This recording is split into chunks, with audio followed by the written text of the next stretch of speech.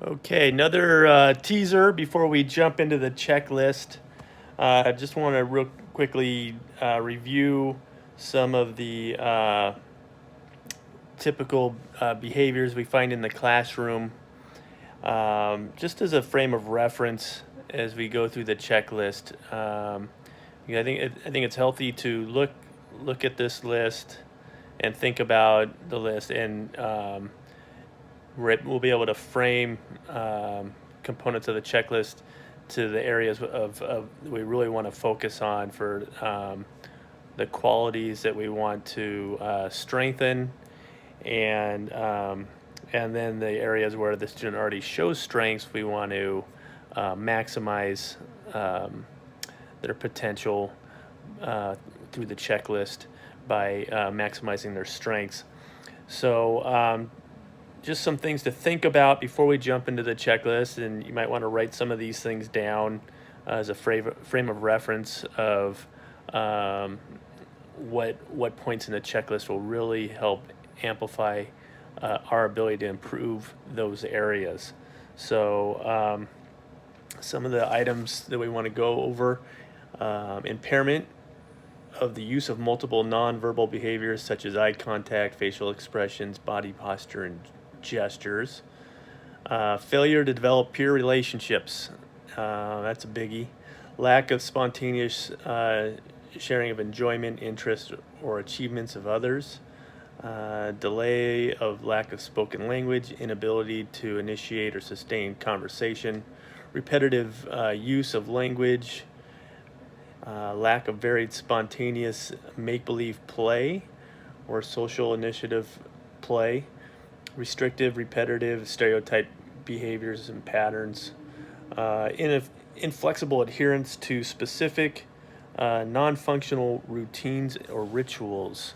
This checklist really helps with that area in particular. So if that's something that you're struggling with in your classroom with an individual, or if it's your own child, um, the the the ability to deviate from routines, um, a checklist can really help bridge that and step away from routines, and help with those transitions, so that moving through the day becomes much more feasible and less traumatic for everybody.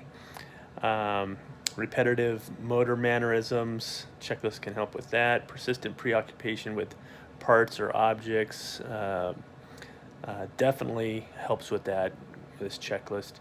Abnormal sleeping patterns.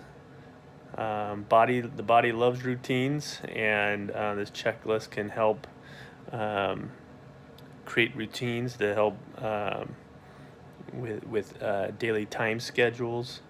Extreme food preference.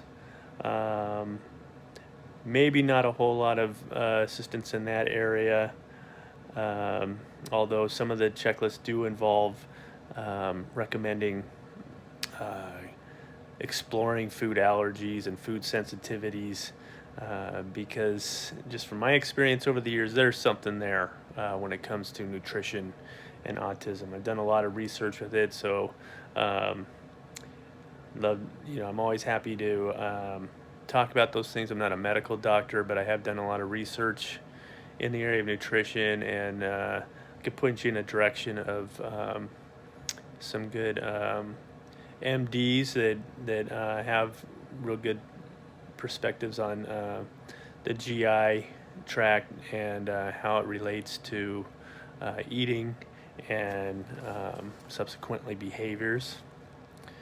Uh, Defensiveness to forms of touch, digestive disorders, violent temper tantrums, high anxiety, easily overstimulated.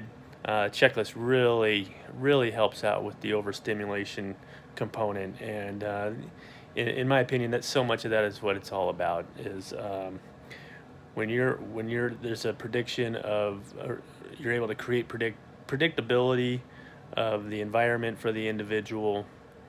Oh man, that lays down the tracks for less stimulation, more predictability, and just expands the individual's ability to navigate their environment.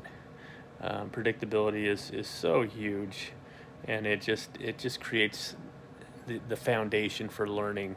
So if we don't have those elements in place, with uh, learning can just be, you think about the things I already mentioned, learning can just be very troublesome, just being overwhelmed. So easily overstimulated, we're going to really dive into that in these sections.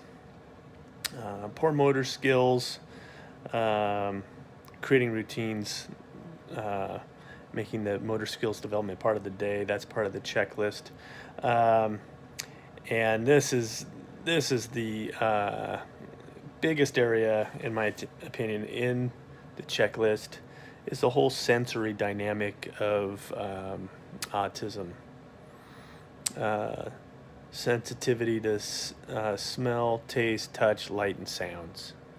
Um, these inventories can be wonderful, and going through the process of learning what the individual finds um, overwhelming, and just frankly does not care for certain parts of the senses, certain smells, certain kinds of light, um, certain taste.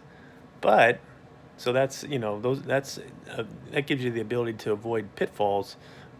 But you do inventories of what they do like, and you are really laying the groundwork um, for behavior modification.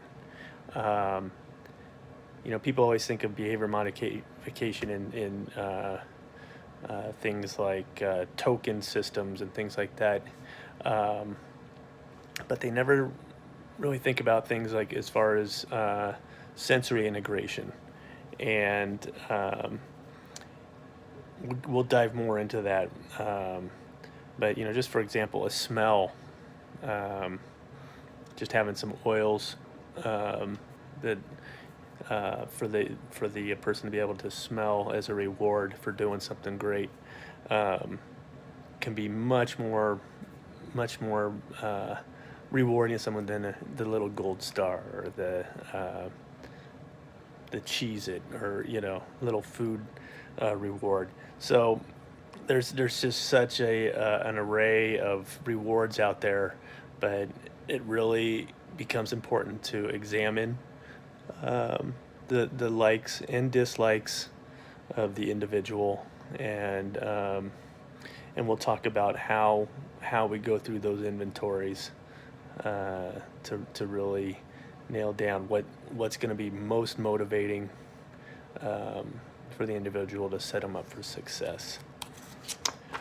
All right, we're about ready to get ready with these to start this checklist, and just wanted to lay down a little more framework before we got started.